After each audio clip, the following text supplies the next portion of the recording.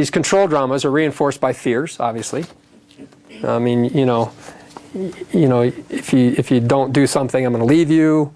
You don't really love me. There's all sorts of issues that are related to control dramas that you will see from interaction between people. And limiting thoughts hold you there.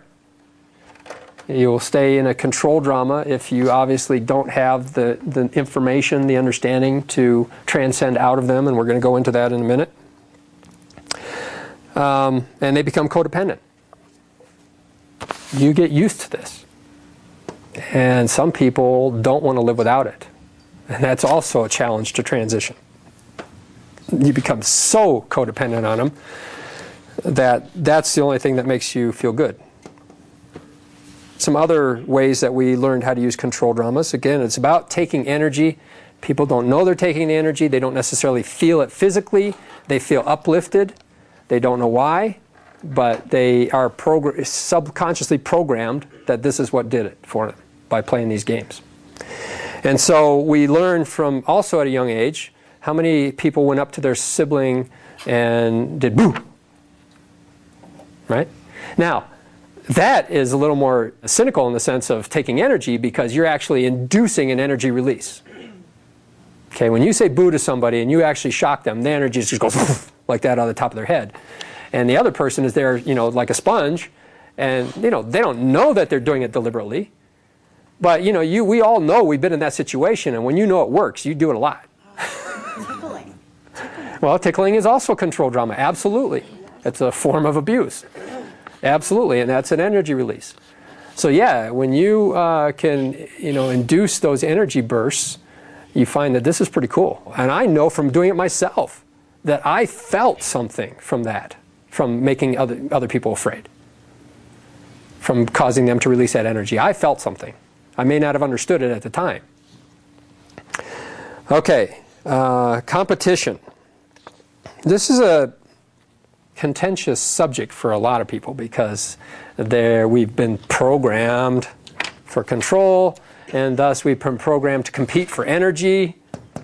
Okay? And unfortunately, all competition is competition for energy. By default, the opposite of competition is cooperation. That's in the dictionary. There's a reason for that. Because if you're competing, you're not cooperating.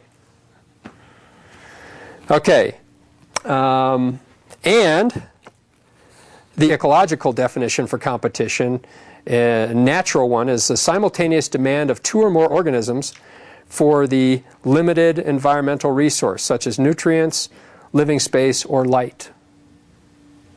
That's the ecological definition of competition. So you're basically competing for energy. All right, now, so on the control side, you have to have a win-lose relationship. Somebody has to lose, somebody loses the energy, and somebody wins the energy. On the positive side, it's a win-win.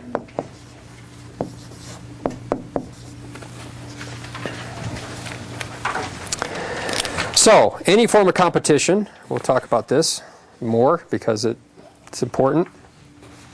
We've all seen sports. We've all been experienced sports. When you win, what happens? You feel good, right?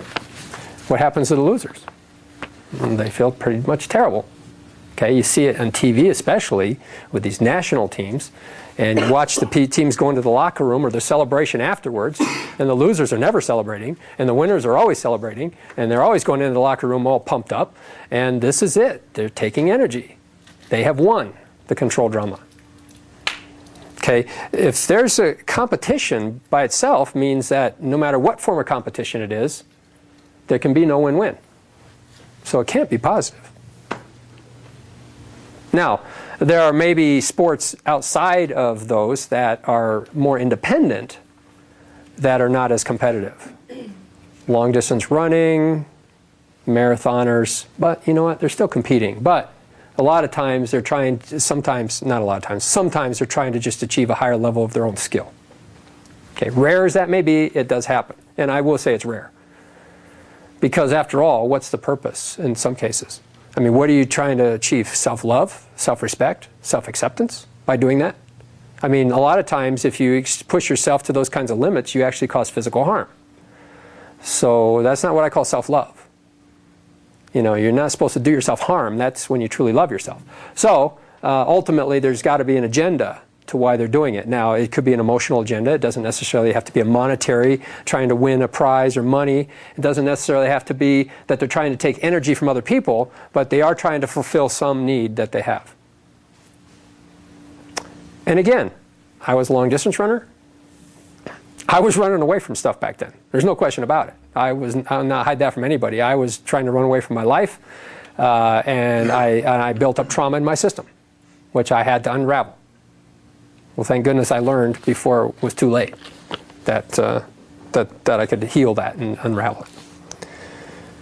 Okay, so unfortunately these are reinforced from birth.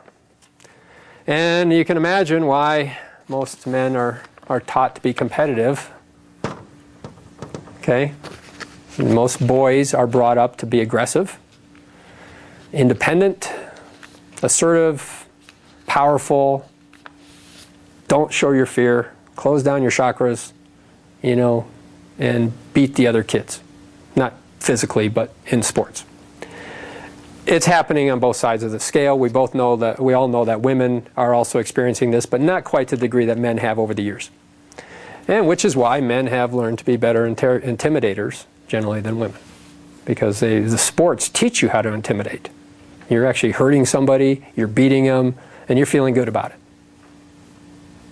Not necessarily healthy concepts, but that's the way we were brought up. If you fear something, you will try to control it, or your relationship with it. Okay? So, there you go. If you have fear of something, you're going to try to control the situation. Because if you don't know how to deal with the fear, if you haven't released the fear, you've got no other alternative. If you're not operating over here and in full release and understanding of why you have that fear, you got no choice but to use the tools you've been given. Okay? If you have a need to defend from an attack, okay, you're going to get caught in a control drama. This is how you get caught in control dramas. If somebody says you're ugly or you're stupid, I mean, there's a lot of people that would respond to that. They would say, you know, no, I'm not. You know, you are. Okay? Anytime you react, you're caught in a control drama. Action is different than reaction. If you're acting, it's kind of like if you ask the Buddhist monk a question, and instead of him just spurting out an answer, he thinks about it for a second, and then he says something. That's action instead of reaction. If you get caught saying, you know, no, I'm not, then you're reacting, and you're caught in the control drama. Now, we know that anytime you get caught in a control drama, what's happening? Pulling you negative. So this is the most important thing you can do to move positive. Learning how to understand and break control dramas. I haven't told you how to break them yet. I know you're all anxious for that part. Okay, so any form of defensiveness is a mechanism to make us feel better about ourselves. Again, back to self-love. If somebody says I'm stupid, I know who I am. I don't care. That's their opinion. It's not irrelevant. Okay? And if you can do that on virtually anything that somebody could say to you that's derogatory, if you know yourself so well, and you understand the game that they're playing, then it doesn't affect you and it doesn't pull you into the control drama. Okay, so again, we're talking about awareness of control dramas, understanding them, and then that breaks them. And we'll get into that in a minute.